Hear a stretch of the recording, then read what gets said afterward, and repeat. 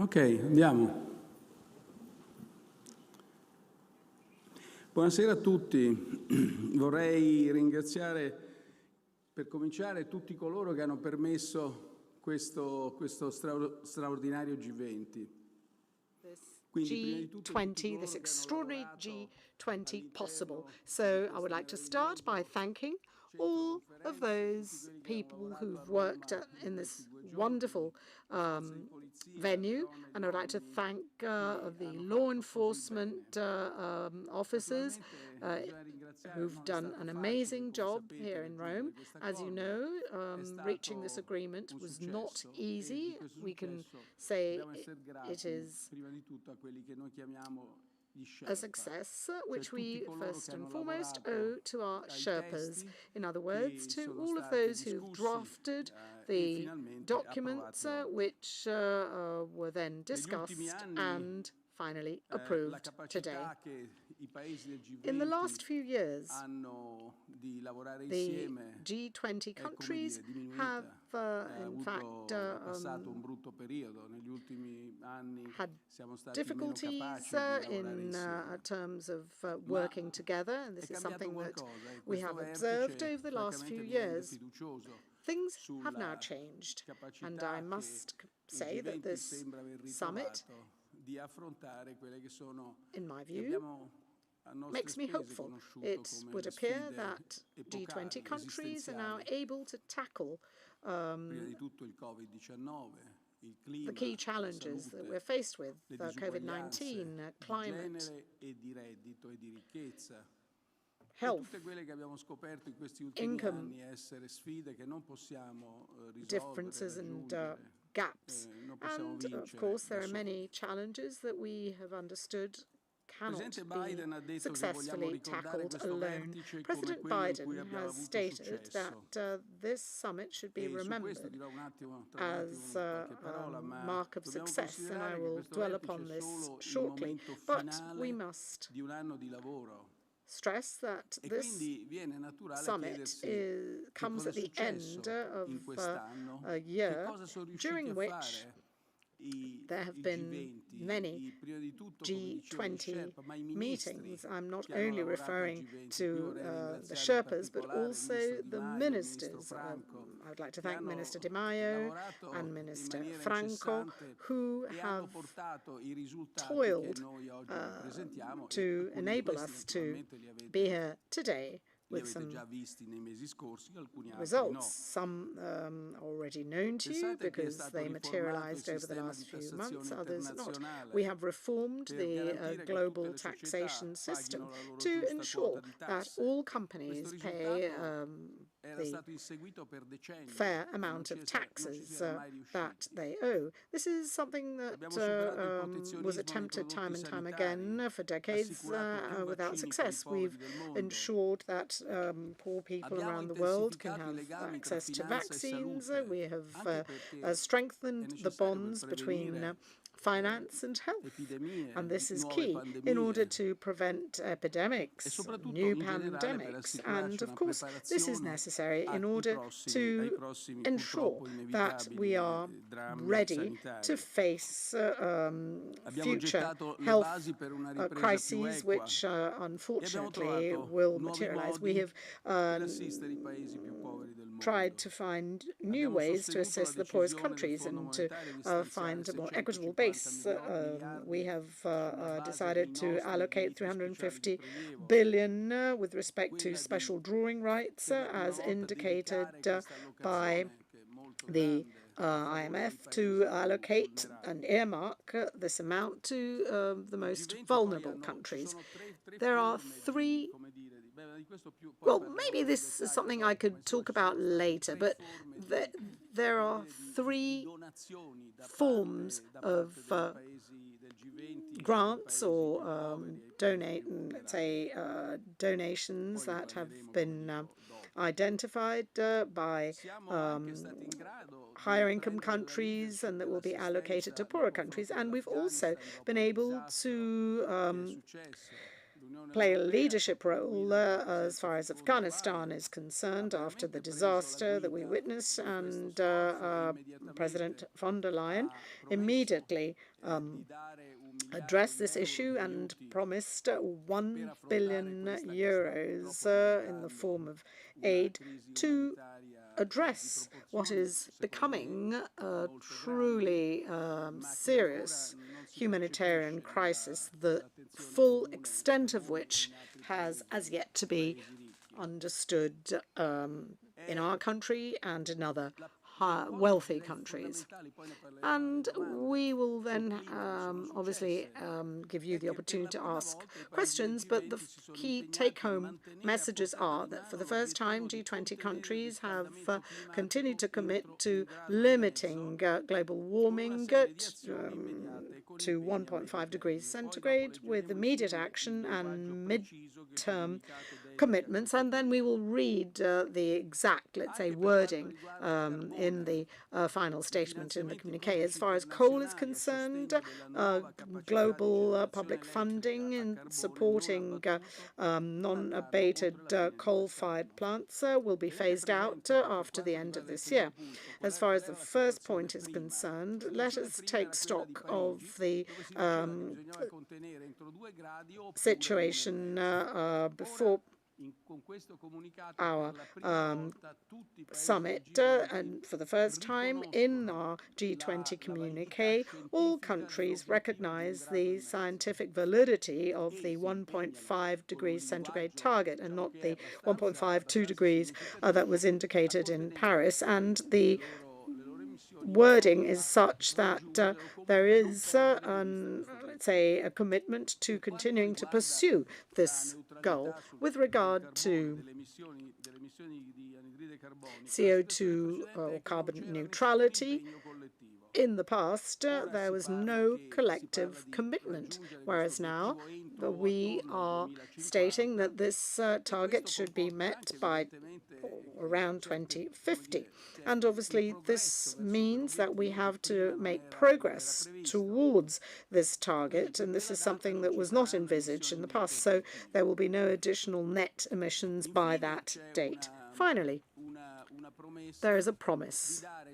The promise of allocating 100 billion per annum to the lowest income countries for, let's say, climate-related activities, $100 billion per annum. And there was a lot of talk about the fact that G20 countries were far from having reached this goal. This is not true. We're talking about 82, 83 billion, and a proposal made by France, which we support, indicates the possibility of using a further allocation of special drawing rights to make up for the shortfall. In any event, Italy has today announced its commitment, $1.4 billion euros, sorry, says the Prime Minister, dollars every year for 5 years, totaling 7 billion, if I have done my arithmetic properly. Minister Franco, please correct me if I'm wrong, 7 billion confirmed. So we're very proud of this achievement, but we must also stress that this is only the beginning. The health crisis, the climate crisis, global poverty, malnutrition, gender and generation gaps and inequalities require, let's say, greater effort than what we have been able to achieve so far. And President Biden, and I quote him again, has said that we will remember this as being a successful summit. In what way? Well, we have been successful because we have been able to keep our dreams alive, and we have also committed to introducing additional measures and allocating additional and considerable amounts of money, and this is success. whatever way you look at it, because it seemed that emerging countries were reluctant to take on other commitments. But we should not forget, as activists, especially young ones, remind us that we will be judged on the basis of our actions and not our words. And so we have collectively undertaken to be more concrete and to be more, let's say, committed to delivering on our promises. And this is all from me, and I'm available to answer your questions. We will start with a question from RAI, the Italian National Broadcasting Company. Mario Di Pizzo, good afternoon.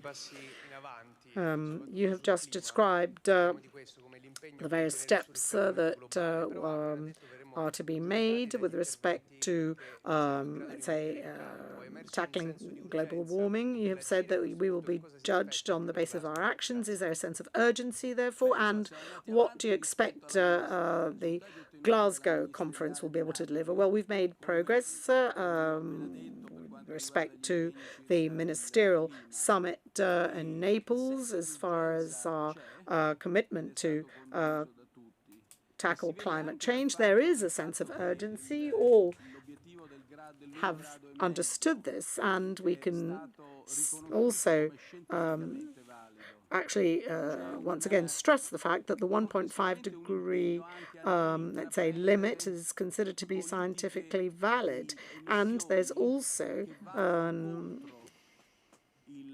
undertaking not to implement emission policies that are, let's say, in contrast with the collective commitment that we have once again reiterated. We know that obviously many important things have been achieved since the Paris Agreement as far as limiting emissions, but we know, especially after COVID, emissions have once again risen to pre-COVID levels. Consequently, there is some concern that requires that we, as I said, deliver on our promises, and that is fundamental in order to be credible. A question from the international press. Silvia Maro, CNBC. Grazie mille. Prime Minister, you've said that you're more hopeful about multilateralism, but your colleagues from China and Russia, they didn't show up in person.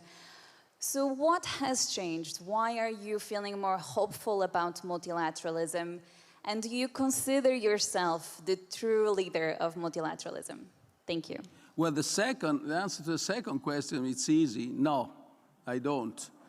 But the first was actually, it was a good surprise, because we saw countries that we thought that had been quite reluctant to move along the lines that we were sort of suggesting and pressing them to move on until a few days ago, and then they moved. And some of these moves actually took place last night with the right language, what we consider, I mean, all of us consider the right language.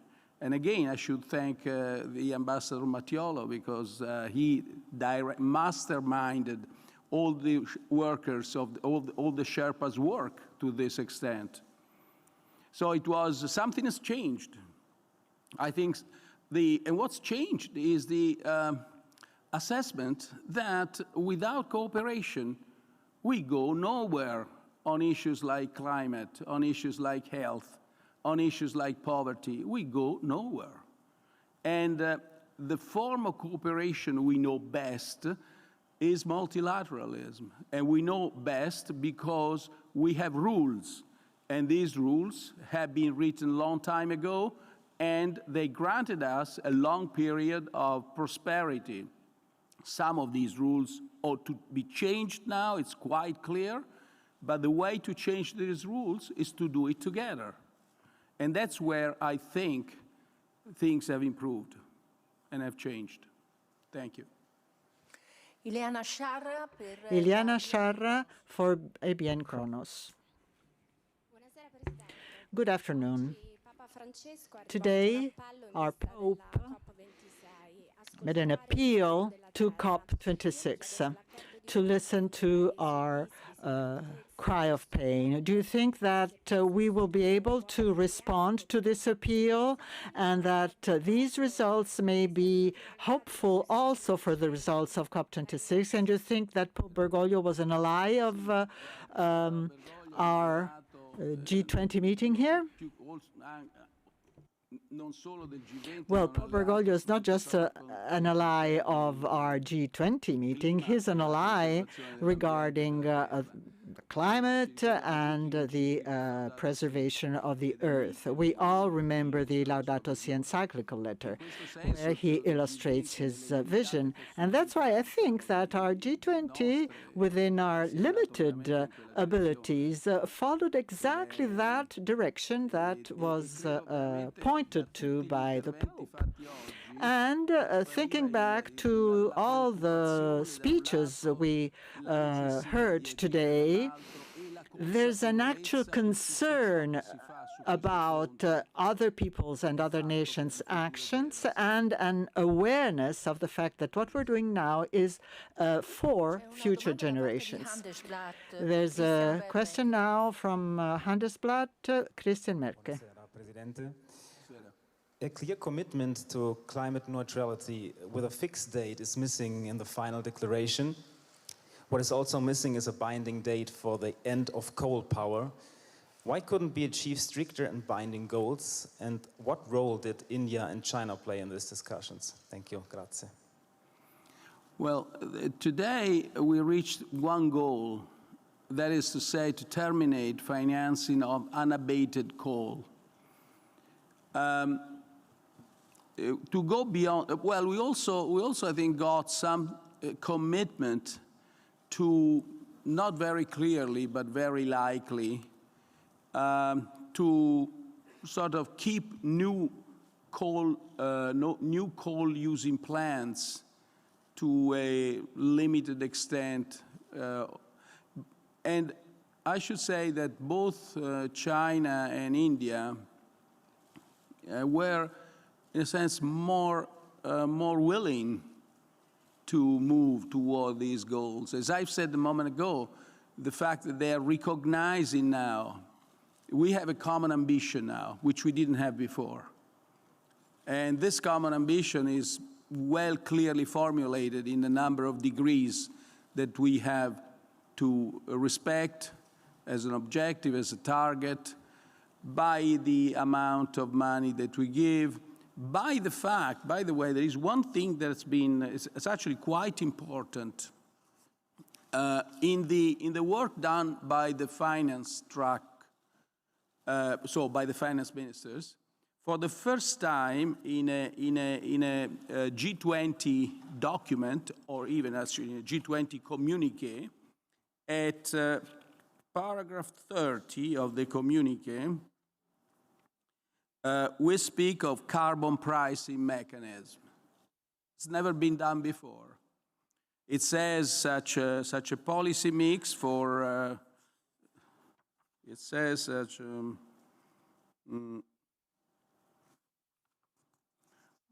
so we ask the different G20 work streams to act in synergy with their respective mandates and to achieve all these objectives, to avoid duplication, to actually design and identify appropriate policy mix towards low greenhouse gas emissions economies, etc. Such policy mix should include lots of things, and then, if appropriate, the use of carbon pricing mechanisms and incentives while providing targeted support for the poorest and the most vulnerable. What it seems to have been the moving factor in the negotiation is the fact that perhaps this too is the first time, is the fact that any progress with respect to previous language and previous results by the countries that produce most greenhouse emissions coming from coal any progress being combined with the promise of support and help by the rich countries. I think that's another instance where I think both China and Russia moved from their positions. Thank you. Buonasera Presidente. Ha detto poco fa il segretario. I'm over here. Prime Minister, good evening. Good evening. Secretary General Guterres said, even though I welcome the G20 commitments, my hopes haven't been entirely dashed, but there still are some, let's say, unrealized ambitions. I imagine that reference is being made to China. Maybe China has not, let's say, been sufficiently ambitious as far as climate goes, and I'm wondering whether perhaps this is due to the fact that we don't have public pressure in China. I mean, we can't imagine a sort of Chinese equivalent of Greta Thunberg. Well, actually, as I said, I expected China to have a more rigid position. If anything, we have seen a change, and in fact, there is readiness to accept a rather more forward-looking, let's say, approach and wording, far more so than was the case when the Paris Agreement was drafted. And China and Russia have recognized that there is scientific evidence for that 1.5 degrees centigrade target, and obviously there is a need for all of our countries to work towards limiting emissions to, let's say, avoid that temperatures could rise above that. We know that China produces approximately 50% of global steel, and many of these steel mills are coal-fired. So obviously action there means converting these steel mills, and this obviously means also adapting the steel production process. So this means that the transition required is quite challenging. And this helps us, I think, understand why there is, let's say, no commitment to more ambitious targets. I don't think public opinion has much to do with this. I believe that there is widespread difficulty to accept, let's say, the environmental conditions in that country. So actually, I think we can conclude by saying that until today, we did not share the same ambitions. Today, we share all of the ambitions and targets. Certainly, we could do more in the future, but at least some significant points are, let's say, the focus of a common approach. And there will, of course, have to be further action. Please bear in mind that during part of our summit, we also focused on the contribution the private sector can make. There are some, let's say, initiatives to develop public-private partnerships. Some of these initiatives actually were launched in the past few months. But what is really clear is that money is not the problem. The public sector is doing an awful lot, but it can't do everything, and the funding available in the private sector amounts to several $1 trillion. And there is considerable interest on the part of the private sector, which is keen to take part in these initiatives. So a substantial part of our effort will involve aligning public policies with the incentives that can encourage the private sector's involvement. There are many examples of this kind, such as in the UK, and this is something that we're really focusing on. Miles Johnson, FT. Prime Minister, yesterday you said multilateralism is the best answer to the problems we face today. Based on what we have seen this weekend, on global taxation and on climate. Is the multilateralism we have seen here going to be enough? You are known around the world for having said you would do whatever it takes to save the euro. Did G20 leaders this weekend do enough, whatever it takes, to halt climate change? Well, it's the G20 leaders have taken substantial commitments to do what they can do now. It's easy. Let me put it this way: it's easy to suggest difficult things. It's very, very difficult to actually execute them. What the G20 have done yesterday and today and throughout the year, because as you said, the agreement on minimum taxation is an extraordinary result that couldn't be reached other than in a multilateral context.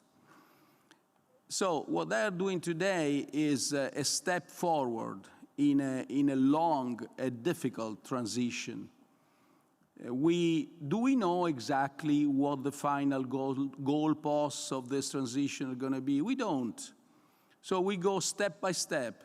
We have new scientific evidence, so it's very important that we accept it with urgency. We don't deny it. And so we had a step forward to that extent. It's also important that countries gradually take stock of what is feasible as far as transition from coal plants and coal mines to other sources, other production of energies, to renewables.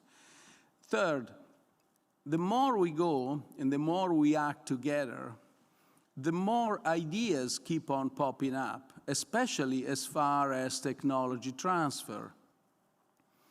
You've seen, I mean, over the last, 12 months, how many new projects for the design and building of renewable sources of energy, and how many ideas have popped up even during these last 2 days of suggestions of investment in India and in other countries in renewables.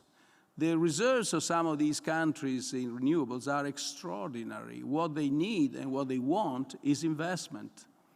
So I am profoundly optimistic, provided we keep the capacity to work together. What is clear, and it's become even clearer in the last 2 days, is that if we keep this capacity, we move forward.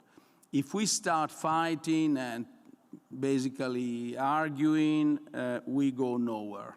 We go nowhere. Thank you. Una domanda da Paolo Valentino. Paolo. A question from Paolo Valentino. Good evening, Prime Minister. Good evening. My question actually ties up with my colleague's question. You obviously spoke in favor of this new multilateral global order. So how can you reconcile this strategy that you have just described very clearly and increasing confrontation that we see around the world, particularly between the United States and China? Oh, well, I can say that, I mean, it makes perfect sense because this is the only possible approach that we can have. I mean, we were talking about the importance of working together. And of course, that is because we realize this. Certainly, there are parts of the world where tensions are still considerable, but that is nothing new. Let us go back to when these rules were drafted immediately after the Second World War. I mean, there were always tensions year after year. That notwithstanding, we were able to overcome them. So why is it that one should think that we're not going to be able to overcome the signs of tension that we see today? To give you an example, I cannot, of course, say what the outcome will be, but there is a New Yorker story that was published a couple of years ago on the relations between China and the United States, and the idea was fight, fight, talk, talk. That is the idea, but this really happens everywhere. There are tensions. If obviously we can continue to commit to working together, we can address this. And the last UN General Assembly, I must say that setting aside all of the declarations and controversies, this was a very clear commitment. Marco Galluzzo, Corriere della Sera. Good evening. I'm over here. And I would like to go back to the previous question and something you have said. In the last few weeks, you have said that we cannot go it alone and that we can successfully tackle global challenges if we act together. There are many international institutions, the UN, the World Bank, the IMF, they were all established after Bretton Woods. Do you think that there is the need for new organizations, new institutions today, given that the challenges are different? And you have indicated and repeated just now the need to bring on board the private sector to address a global climate challenge. Would you say that multilateral international institutions are still relevant today? Well, I would say so, absolutely. But of course, these multilateral international institutions have to adapt to changing times, and this happens. They have changed and are changing some of the basic rules which guide their operation. In other cases, you need more radical reform, and I'm referring to the World Trade Organization specifically. And this is something that we had realized quite a while ago. However, there was the belief a few years back, I will not add anything further, there was the belief a few years back that change had to be implemented unilaterally. A country would introduce some new taxes or duties, another country would respond, setting aside the WTO, whereas there is a new vision. There's agreement on duties between the European Union and the United States.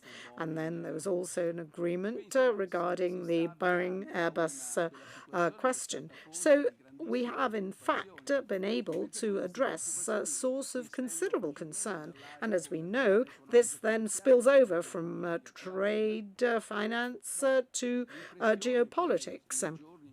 The impression is that in recent days and during our summit, we have been able to, let's say, leave behind us many of the discussions that characterize the Trump era. Obviously, progress has to be gradual. You can't,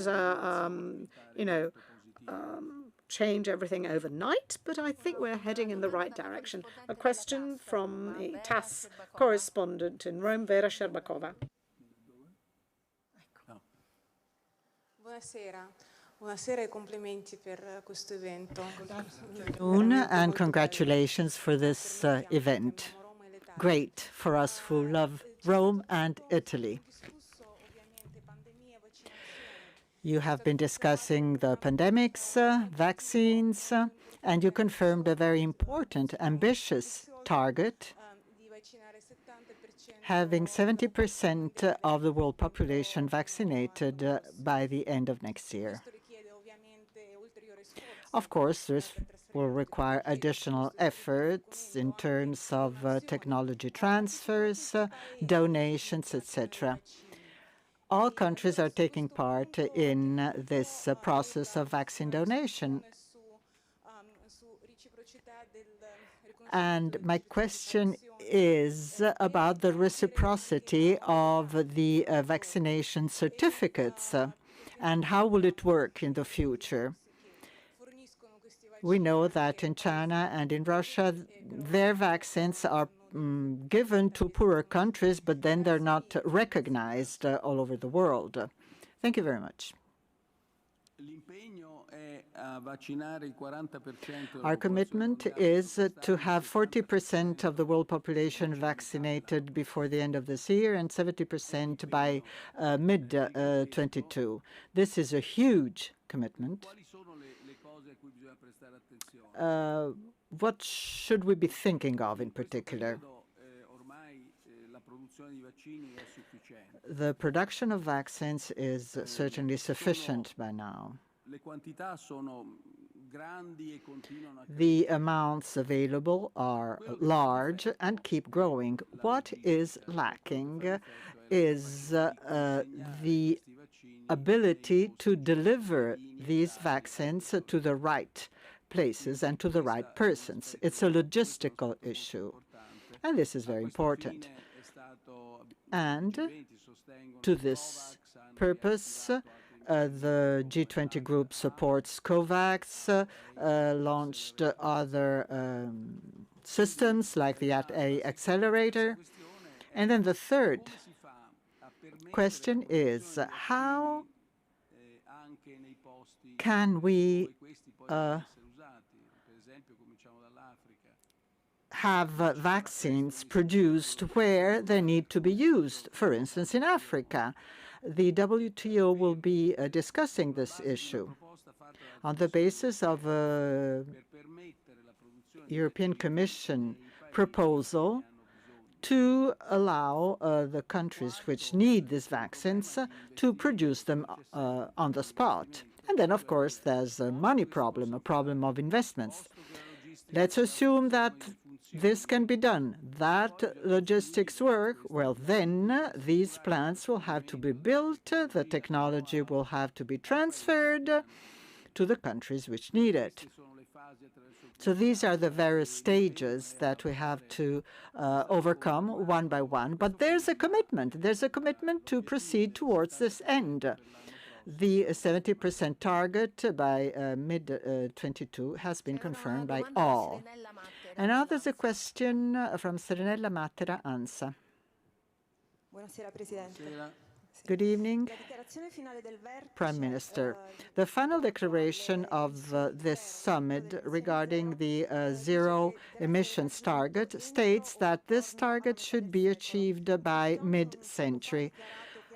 Recently, Boris Johnson said that going beyond 2050 would be a failure, while Foreign Minister Lavrov said that Moscow confirms its target being 2060. Well, these seem to irreconcilable conditions. Well, if we think of what was happening before this meeting, well, the communiqué tends towards 2050. It's not a specific commitment. It will be 2050. But before this, there was no commitment at all. There was a general language, maybe before the end of the century. This language today is full of hope, and it is shared by countries which so far had been saying, no, we will discuss this by the end of the century. Of course, there's, mutual adjustments, changes in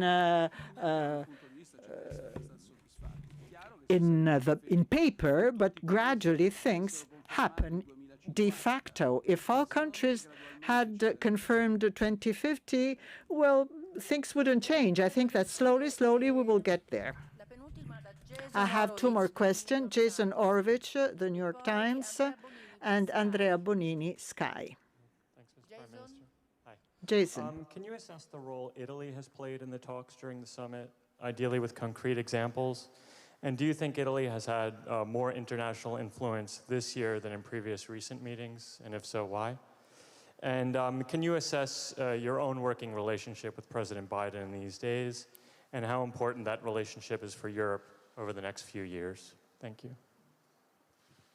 Yeah. Well, what Italy's done in the summit, actually, I should say what Italy's done for a whole year before the summit.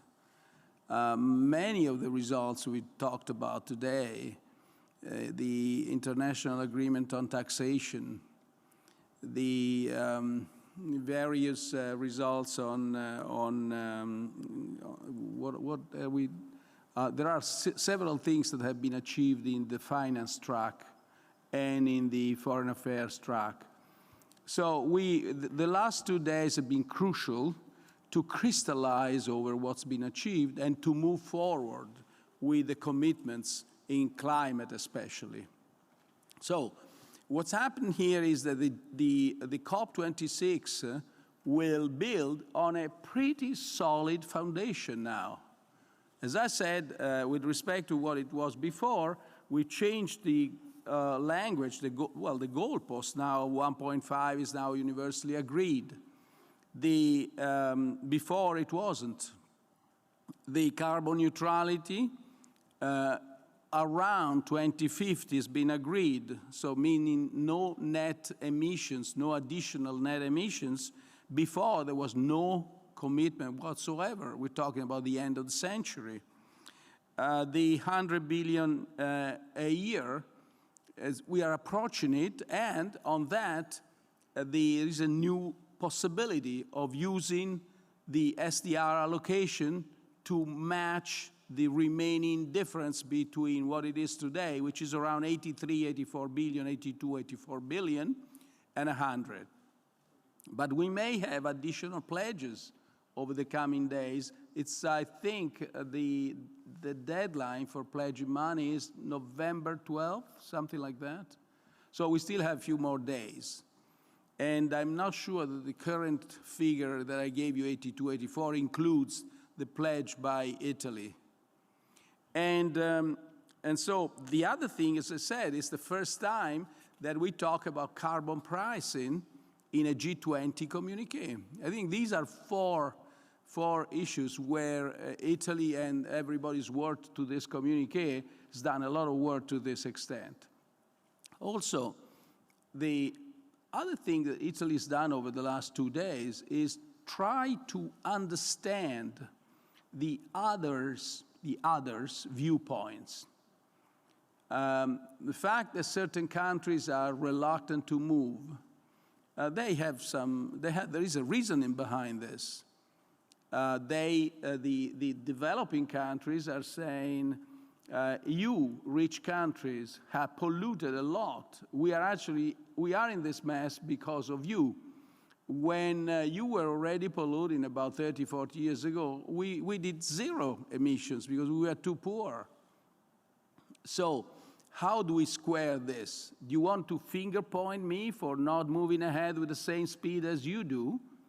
Forget. So if we enter into this fighting climate, we go nowhere. So we ought to listen and understand the others' viewpoints, but keep alive our ambitions and share them with them.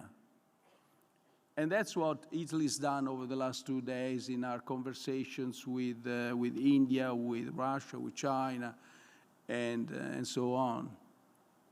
I think that's the role we try to play. Now, I hope, it seems to have made a difference. At least that's what I wish to think. Thank you. Andrea Bonini? You mean this enormous international influence that we are having today with respect to the past? That's well, I'm not sure we do. I have no idea of making comparison. I have no sense. I don't think, at least it's not a question I'm asking myself today. We just have to go ahead and work for the common good. Thank you. C'è l'ultima domanda da Andrea Bonini. Last question, Andrea Bonini. Good evening. And as you know, the climate issue was considered as being, let's say, the fundamental topic that would then be addressed by COP26, and President Macron has said that COP26 is going to have to, let's say, pick up from where this summit ends, and what is required for the COP26 to be as successful as the Rome summit has been. Well, first of all, I would like to wish Prime Minister Johnson and the COP26 success. Obviously, I think we still have room to make progress on the different issues that we have been discussing. Certainly, we will hear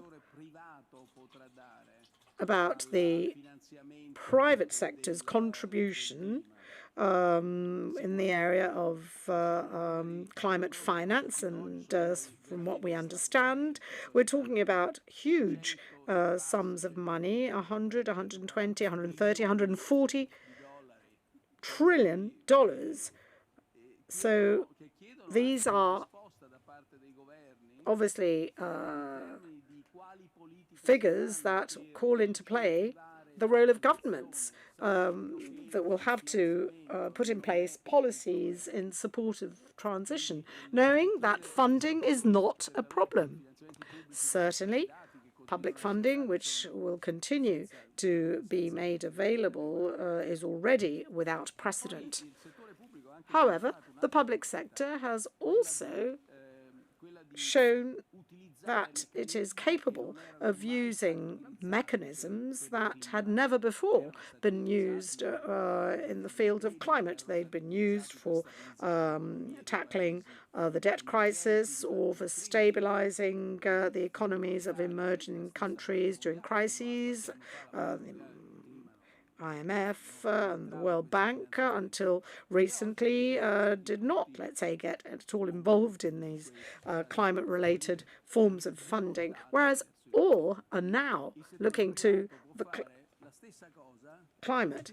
The private sector can do the same, multiplied by factor of X, provided that carbon pricing policies, incentives, public funding policies, technological investment policies, and technology transfer policies from the rich to the poor countries actually are all aligned with these objectives. At that point, the massive resources that can be mobilized is huge. Thank you very much, Mr. Draghi, and this is the end of our press conference. I will be seeing many of you in Glasgow tomorrow, and thank you once again for your outstanding work.